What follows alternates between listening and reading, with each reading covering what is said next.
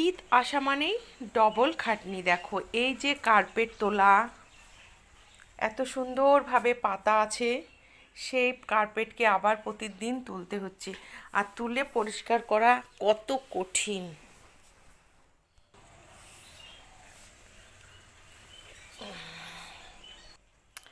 আমার কার্পেট না তুলে ঝাঁট দিলে একদম ভালো লাগে না। আমাকে প্রতিদিন কার্পেট তুলেই ঝাঁট দিতে ভালো লাগে। বেডটা আমার সুন্দরভাবে আমি গুছিয়ে নিয়েছি আগেই। এই যে ভেলভেটের বেড দেখছো, আমি শীতে এটাই পারি, আর যখন গরম হয় তখন আমি সুতির বেড পারি।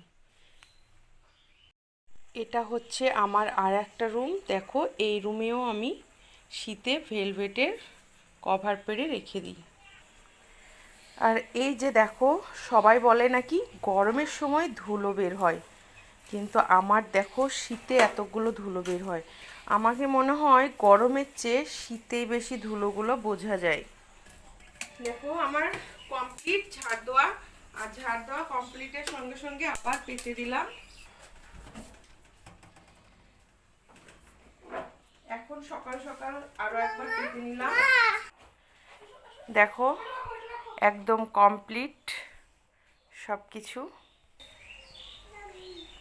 সব পরিষ্কার হয়ে গেল। তোমরা কারা কারা আমার মতো এরকম করো অবশ্যই কমেন্টে জানাবে।